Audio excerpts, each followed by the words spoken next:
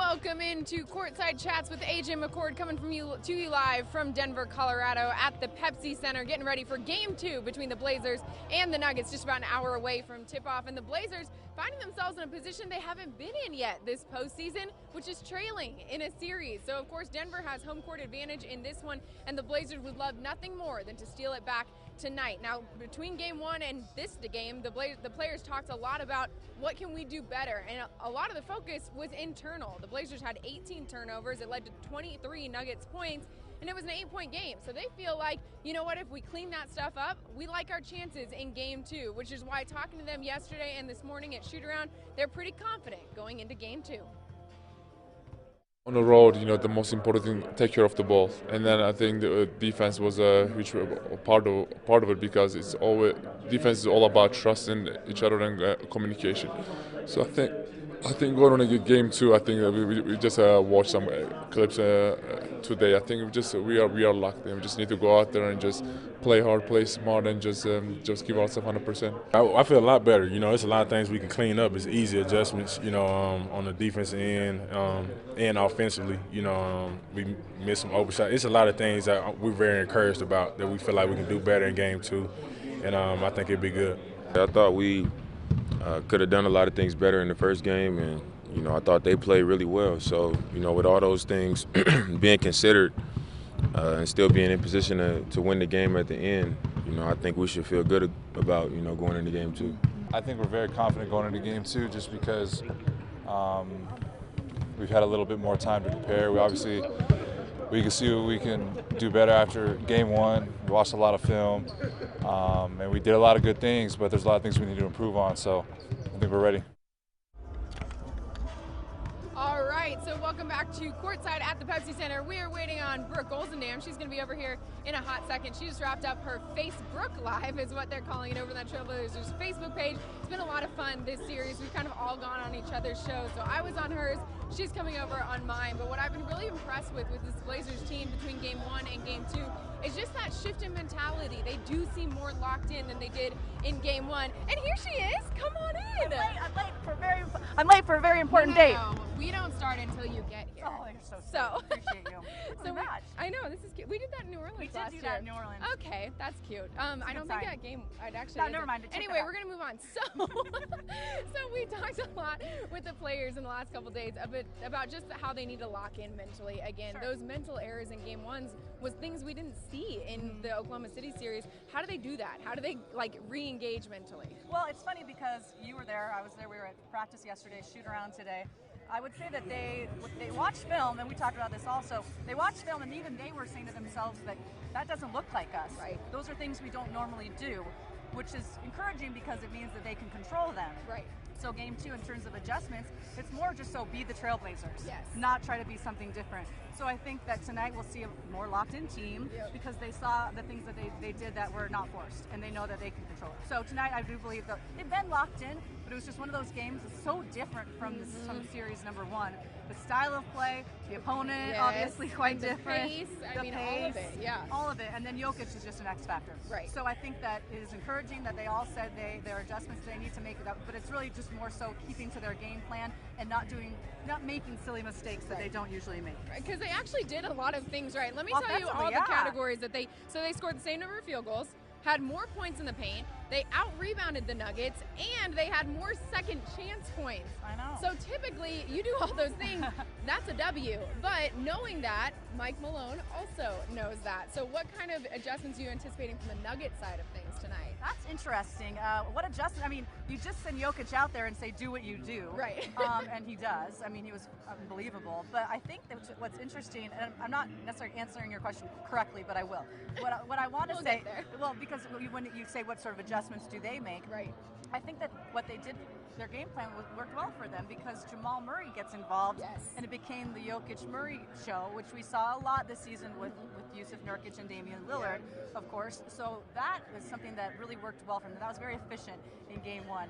They talked about defending Damian Lillard. I mean, we kind of joked, a quiet 39. How does that casual happen? 39 casual. So I think it's the same sort of situation where the Blazers know that Nikola Jokic is going to get his points. Right. It's just going to happen. You can throw 5 guys at him and play fantastic defense. defense, and he's still going to get numbers. So you just kind of accept that, and you kind of maybe, clinch down on Murray. Do some, make sure the other guys don't get as many points. So I think that's somewhat their game plan with the Blazers, that Damian Lillard is going to get his points. We can triple team and do all we want, but we got to make sure the other guys don't come in. And, Rodney Hood, 17 points, he was phenomenal. CJ started off well. So I think their game plan is to, obviously try to slow Damian Lillard down, but he will get his, and to make sure that they are keeping their eye on and playing great defense on the other guys. In the second unit, I think to play the second unit on both sides is going to be huge tonight. Right, because in the first series, the Nuggets were one of the best bench units out there. They had about 28 points a game, whereas the Blazers, one of the worst, 18 points a game. And that's not something we're necessarily used to seeing in Portland,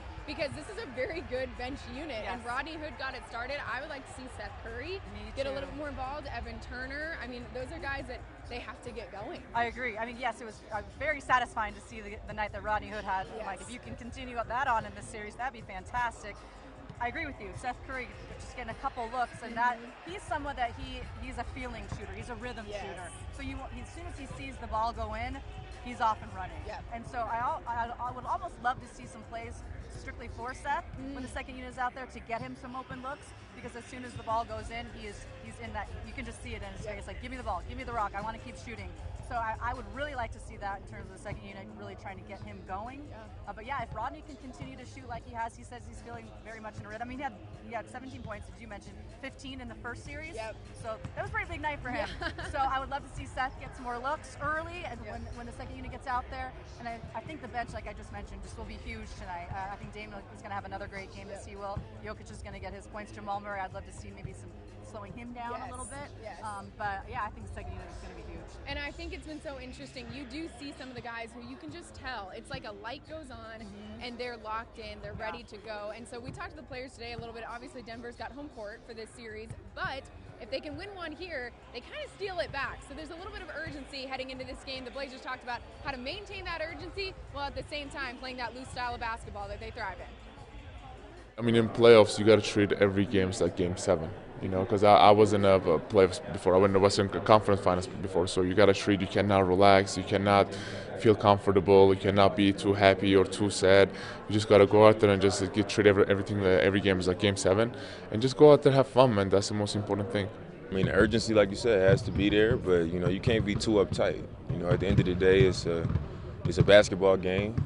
It's something that we enjoy to do. So to come in here uptight would be doing ourselves a disservice. You know what I'm saying? We need to just relax, enjoy it. We play our best when we're, in that type of space. So there's no reason for us to be tight or anything like that. This team has been in the playoffs before. This coaching staff does a good job of preparing us for that. And at the end of the day, it's basketball. As much as you want to say it's playoffs, and it's it's a different game. And like I just said earlier, every possession counts. But I mean, we played 82 games of basketball this year, and we're well prepared for whatever is thrown at us. And I think mentally, everybody's locked in. We're not tight. We're not worried about the stakes. We're just ready to play. So keep it loose. That's what the Blazers want to do tonight. How do they do that? How do they get in that mood early and keep it going? Well, it's kind of an interesting dynamic where you want to keep it loose, but you want to keep it focused, which is kind of hard to do. It's like our Facebook Live, actually. It kind of like you want to be loose, but you want to be focused. And then you just say, whatever, it's going to happen, it's going to happen. Whatever. Yeah, we talked about whitewater rafting I could not say whitewater rafting. I could not, the whole time we were doing it, I can't still say it. Okay, yeah, so keep it focused. Brooke, right now, try to do that. I think, keeping it loose and staying focused is something that the Blazers do very well. They have done well this season. They have the ability to keep focused, keep dialed in, do the things they want to do, but at the same time, we talk about this a lot too, the culture of the team. They all like each other. They're all friendly. They like to see each other do well. So there's a looseness that just comes with that. But I think that in the playoffs, being loose is just like the way they play should be loose. I don't think when we say being loose, not in terms of the way they approach the game. Right. It's just the way they free flowing. They feel like they're on the floor. They're focused, but they just are out there playing basketball. That's what we kept talking about. Exactly. It's just about playing basketball. Everyone talks about the adjustments and all that, but really, just go out there and play ball. Like what you're good at, what you love. And so I think that will play a role in it. Yeah, and that's something that everyone said. Zach Collins was like, this is my favorite time of the year. It's like when you were in college and you lived for March Madness.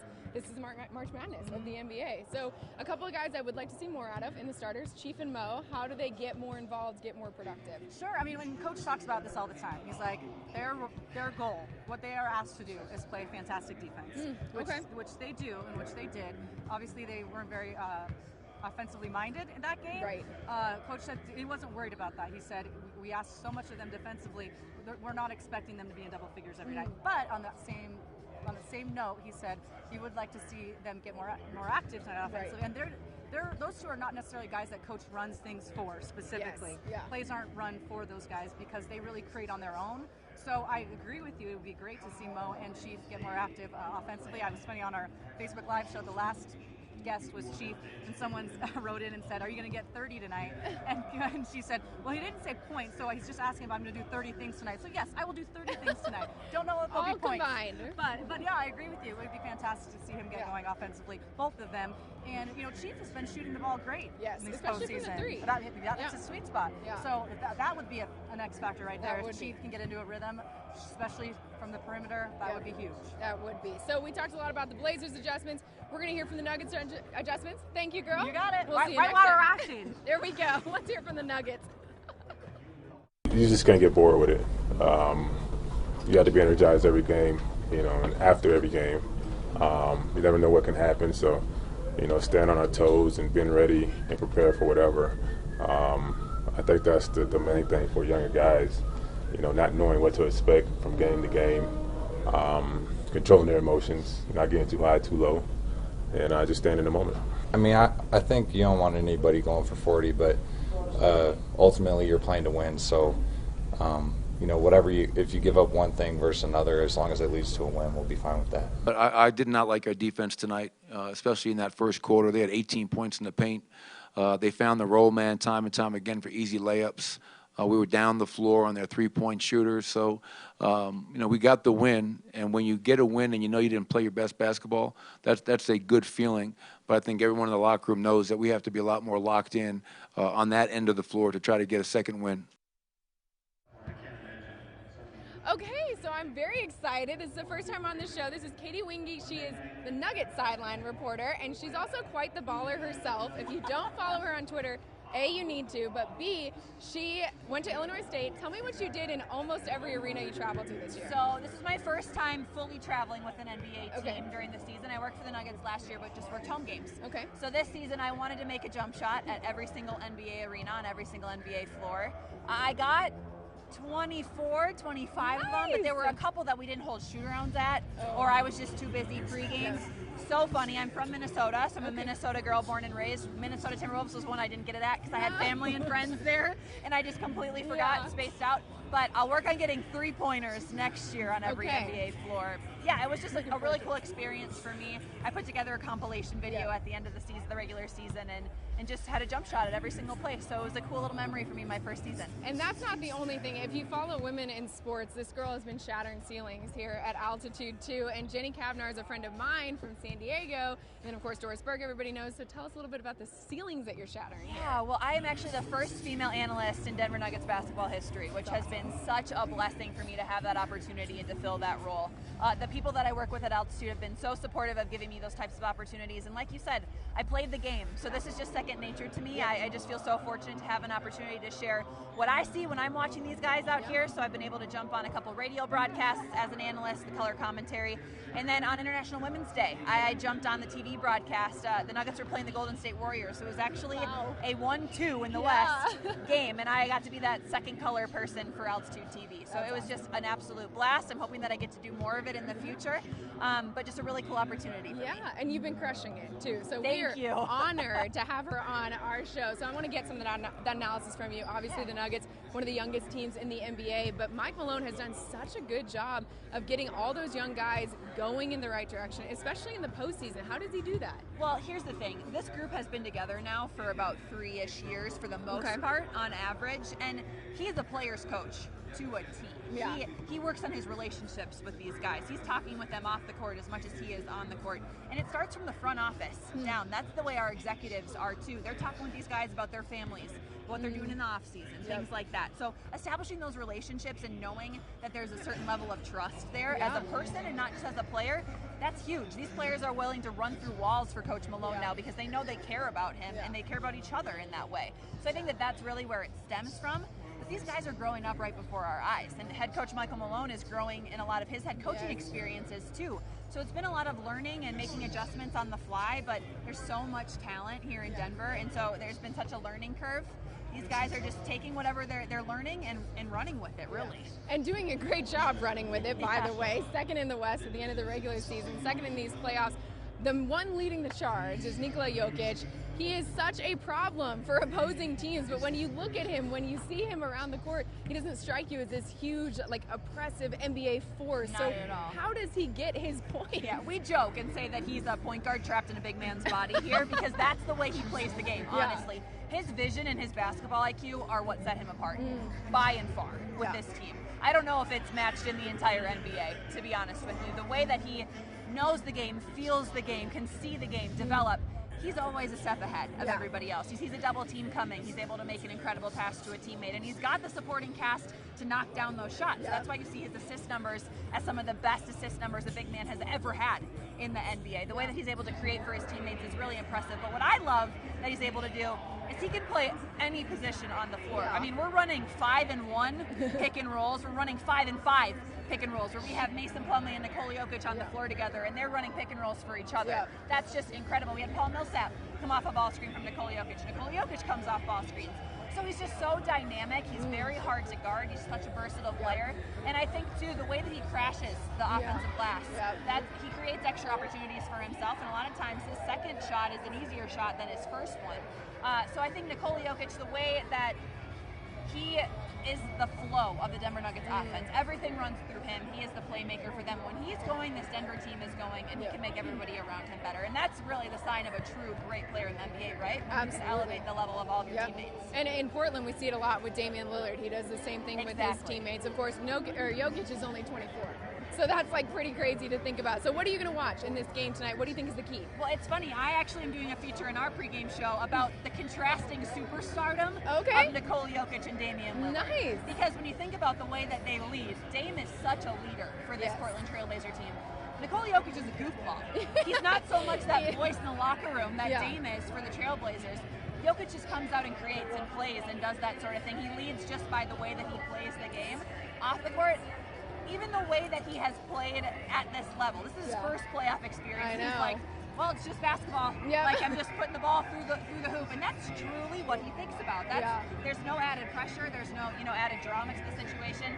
I just think the way that Damian Lillard can play a super high level game, have 39 points and almost a quiet 39. Yeah, a casual. And Nikola Jokic can put up almost a triple double. You know, those two, I love watching them both play. They're so talented. I'll be watching to see how they play again tonight because obviously both teams, that's going to be their number one thing is trying to shut down the other. Right, and I think both of them have said, you can try and stop me down, I'm still going to get what I want. So you can try, but it won't work. So, Katy, thank you so much. That was great.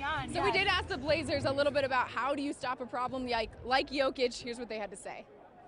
We weren't present enough. You know, I thought we weren't physical enough. We didn't disturb them enough. They played pretty comfortable to start the game. I think as the game got going, we played better as far as physicality and just sharper mentally in spots, but nowhere near consistent enough if we wanted to win that game. He's like the type of player like a quarterback. If you don't pressure him, if you don't make him feel uncomfortable, he's gonna pick you apart. So I think going into the second game, knowing that we just gotta be up on him more, just pressure him and just be more physical. He was just too comfortable. He was way too comfortable. So we just gotta make him more uncomfortable. How do you do that? I can't tell you, but hopefully we can show you. I think just be a little more aggressive, a little more physical. I think they were all comfortable for pretty much most of the night last game, and we got to do a better job tonight.